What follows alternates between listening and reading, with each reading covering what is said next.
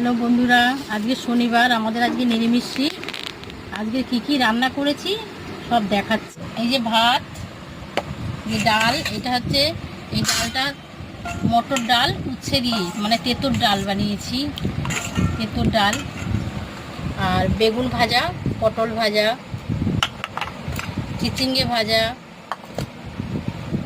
আর মোচার বড়া, ঝিঙে আলু পোস্ত, ঝিঙে আলু পোস্ত, লেবু রয়েছে সঙ্গে, আমের চাটনি। আর এই মোচার বড়াটাকে দেখে তো লোভ সামলাতে পারছি না, একটা খুব খেতে ইচ্ছে করছে। এটা নিয়ে বসলাম, এই যে খাচ্ছি।